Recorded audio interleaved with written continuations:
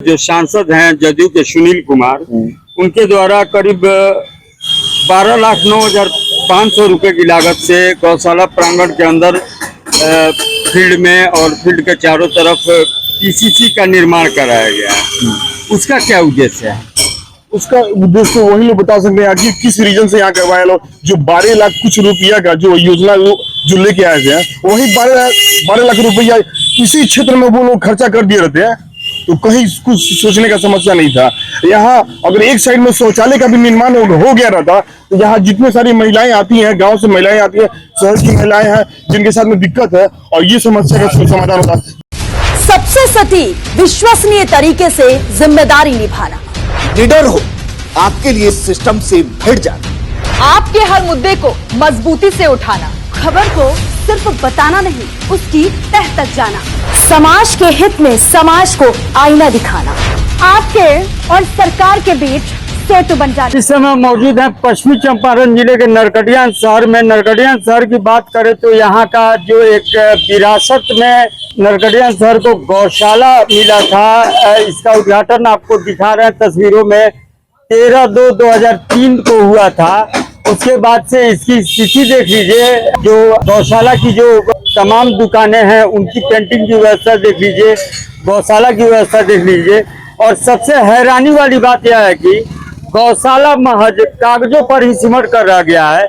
यहाँ गौशाला तो है, लेकिन गौशाला के नाम पर यहाँ अंदर एक गाय भी आपको नहीं दिखेगी। ऐसा इसलिए कि यहाँ की जो कमेटी है उनकी मनमानी कहें या फिर लापरवाही कहें, उनके वजह से गौशाला महज कागजों में सीमित होकर रह गया है।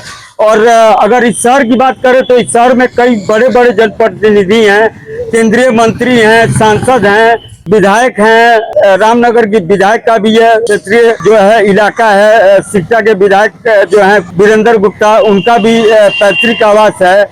इतने जनप्रतिनिधियों के होने के बावजूद भी आज भी गौशाला जो है अपनी बदहाली पे आंसू बहा रहा है। आंसू इसलिए बहा रहा है कि ना तो जनप्रतिनिधियों द्वारा किसी तरह की पहल की जाती है गौशाला की रंग रंगाई से लेके, या गौशाला को सुचारू किया जाए, पशुओं को इसमें रखा जाए, और ना ही स्थानीय लोगों द्वारा किसी तरह की पहल की जाती है। कुछ युवा हैं, कुछ समाजसेवी लोग हैं, वो इस प्रकरण को लेकर सामने आए हैं। हमारे साथ तस्वीरों में मौजूद हैं आकाश श्रीमुख जी, जो भाजपा नेता हैं। लेकिन सबसे बड़ी बात है कि भाजपा में होते हुए भी इन्होंने इस गौशाला का मामला है प्रमुखता से उठाया था। एसडीओ जो हैं यहाँ के अनुमंडल पदाधिकारी, जो गौशाला समिति के पदेन अध्यक्ष हैं, उनको लिखित शिकायत भी दी थी और आश्वासन भी मिला था कि इस पर कार्रवाई होगी। लेकिन मुझे लगता है कि 2-3 महीना बीत जाने के बाद भी आज तक किसी तरह की सार्थक पहल नहीं हुई है। आकाश जी, क्या मामला है ये? मामला ये है कि सबसे पहले तो मैं बता दूं कि गौशाला इतना बढ़िया जगह है, शहर के एकदम बीचों बीच में है गौशाला। और यहाँ सबसे ज्यादा समस्या ये है कि गौशाला होते हुए भी आवारा पशु जो है शहर में सारे लोगों को परेशान करके रखा हुआ है। अब आए दिन कोई ना कोई घटना होते रहता है। अब हाल ही में थाना का कुछ स्टाफ लोग था, एक महिला थी, पुलिस महिला, उनके साथ में दुर्घटना हुआ था। सब्जी मंडी में एक आवारा पशु के द्वारा उनको मार दिया गया, उनको रेफर यहाँ से बेतिया कर दिया गया। उसके बाद हम लोगों ने कार्यपालक पदाधिकारी जो है उनको आवेदन हम लोगों ने दिया। 20/8 को हमने आवेदन दिया। उन्होंने बोला कि क्या काऊ कैचर का हम व्यवस्था कर रहे हैं, एकदम अर्जेंट, जितना जल्दी हो हम व्यवस्था कर रहे हैं। उसके बाद इसके लिए हुआ क्या कि हाँ, इसका भी व्यवस्था अनुमंडल पदाधिकारी से हम करवाते हैं। फिर एक 10/9 को अनुमंडल पदाधिकारी को मैंने आवेदन दिया कि इस पे आप क्या बोल रहे हैं। वो लोग बस आपके नाम पे बस वो लोग आवाज उठा रहे हैं क्या कि हाँ उनसे हम बात कर रहे हैं। तो उन्होंने बताया कि नहीं, अभी तक कोई कुछ बात नहीं हुआ है। तो उन्होंने भी आश्वासन दिया क्या कि हम जल्दी से जल्दी इस समस्या को हम दूर करेंगे। और जितने सारे कमेटी के लोग हैं, आई थिंक हमको लग रहा है 10 लोग हैं इस कमेटी के, जिसमें से 2 आदमी स्वर्गवास हो गए हैं। तो बोले कि अर्जेंट में इसका बैठक करवा के हम उसका कोई ना कोई समस्या का समाधान करवाएं। लेकिन अभी तक सिर्फ पेपर में इन लोगों ने काम किया, कहीं धरातल में कोई काम नहीं है। आप देख रहे हैं यहाँ समस्या की, यहाँ शौचालय का भी समस्या है, शौचालय भी नहीं है। कितनी दुकानें हैं गौशाला? यहाँ गौशाला में 23 दुकानें हैं। 23 दुकान होते हुए भी उसका आज तक क्या मिलता है क्या नहीं मिलता है, अभी उसका भी कोई नहीं है अनुमंडल पदाधिकारी के द्वारा। अनुमंडल वो चाहे बस 23 दुकानें हैं, 23 दुकानें जो पैसा उनको मिल रहा है उस पैसा से इसका रख रखाव इतना बढ़िया ढंग से हो जाएगा, लेकिन उसके बारे में कुछ नहीं करना है, सिर्फ आश्वासन देना है। अच्छा काशी, एक मामला और है यहाँ जो है गौशाला प्रांगण के अंदर जो सांसद हैं जदयू के सुनील कुमार, उनके द्वारा करीब 12,09,500 रुपए की लागत से गौशाला प्रांगण के अंदर फील्ड में और फील्ड के चारों तरफ पीसीसी का निर्माण कराया गया है। उसका क्या उद्देश्य है? उसका उद्देश्य वही लोग बता सकते हैं कि किस रीजन से यहाँ करवाए लोग। जो 12 लाख कुछ रुपया का जो योजना जो लेके आए थे, वही 12 लाख रुपया किसी क्षेत्र में वो लोग खर्चा कर दिए रहते हैं, तो कहीं कुछ सोचने का समस्या नहीं था। यहाँ अगर एक साइड में शौचालय का भी निर्माण हो गया रहता तो यहाँ जितने सारी महिलाएं आती हैं, गांव से महिलाएं आती हैं, शहर की महिलाएं हैं जिनके साथ में दिक्कत है, और ये समस्या का समाधान होता। जितने सारे दुकानदार हैं उनका बहुत बड़ा दिक्कत क्या है कि शौचालय नहीं है।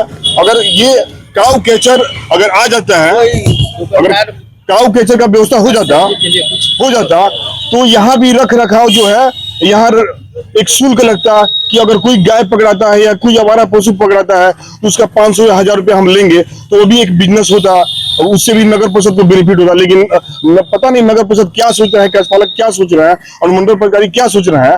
अगर जल्द से जल्द हमारी मांगों को पूरा नहीं किया गया तो इसके लिए बीच सड़क पे उग्र आंदोलन होगा और तमाम यहाँ का शहरवासी और सारे जनप्रतिनिधि देखेंगे कि आंदोलन क्या होता है।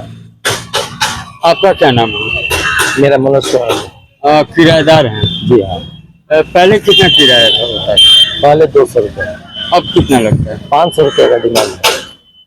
किसी तरह की सुविधा जैसे शौचालय की कोई सुविधा सुविधा नहीं है, कोई सुविधा नहीं है। इससे क्या है ना, सुविधा के अनुसार पहले ही बोला गया था कि आपको स्वीपर दिया जाएगा, उसके बाद जो है सो एक गार्ड होगा जो देख रेख करेगा, साफ सफाई के लिए जो है सो स्वीपर रहेगा, उसके बाद जो है आपको लैट्रिन बाथरूम वगैरह होगा, अंदर व्यवस्था, गाय होंगी जिससे दूध आपको मिलेगा ना। इस प्रकार से सुविधा जो कि इसमें से कोई भी व्यवस्था नहीं है। हम लोगों को अगर जाना होता है कहीं पेशाब वसाब करने के लिए तो दूर दराज में दूसरी जगह जाना होता है।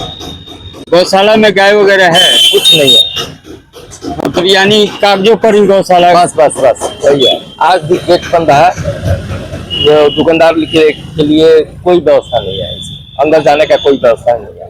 आपका नाम क्या है? विजय कुमार। दुकानदार हुए हैं? हाँ, दुकानदार। जो भी तमाम दुकानदार हैं, 32-33 जितने भी दुकानदार हैं, उन लोगों के लिए कोई मूलभूत सुविधा? कोई मूलभूत सुविधा नहीं है, ना कोई शौचालय है, ना कोई विधि व्यवस्था है, कुछ तरह का भी व्यवस्था कोई नहीं है। और गेट जो है हमेशा बंद रहता है? और तो गेट गौशाला कमेटी बंद रखती है लोग। अच्छा, जो डेंटिंग पेंटिंग वगैरह होता है दुकानदार वो लोग अपने से कराते हैं, वो लोग स्वयं अपना कराते हैं? गौशाला कमेटी ओर से नहीं होती है, दुकानदार स्वयं अपने से कराते हैं।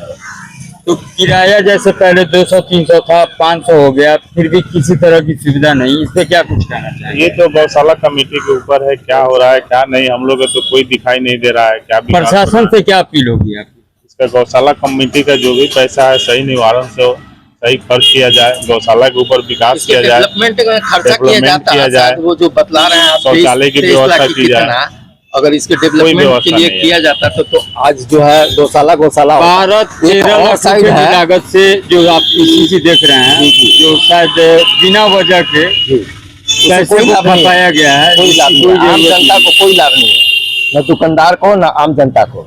एक साइड है आपका दक्षिण साइड में, जो कि अगर वो पैसा जो अंदर खर्चा हुआ है शायद वो उस साइड में खर्चा हुआ होता तो ये रूम जो 23 बतला रहे हैं आप, तो उसमें और 10-15 और रूम हो जाता है उस साइड से, दक्षिण साइड से, जो कि पीसीसी निकला हुआ है रास्ता रोड, जो ये गौशाला मेन C1 से होके आपको पश्चिम वाला सिनेमा रोड में जाके मिलता है। आप इसको देख सकते हैं। तो चलिए, गौशाला की स्थिति देख लीजिए।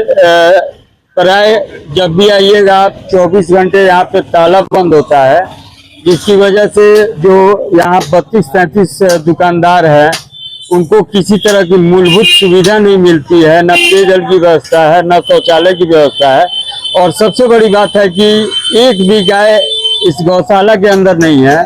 और गौशाला का संचालन जो है वो कागजों पर हो रहा है। जो कमेटी है, कमेटी से जो जुड़े लोग हैं, 10-11 लोगों की कमेटी है। इस गौशाला समिति के पदेन अध्यक्ष अनुमंडल पदाधिकारी होते हैं, उन्हें भी ज्ञापन दिया जा चुका है आकाश त्रिमुख द्वारा, लेकिन उस पर भी अभी तक शायद 1-2 महीना बीत गया, लेकिन अभी तक कोई पहल नहीं की गई है।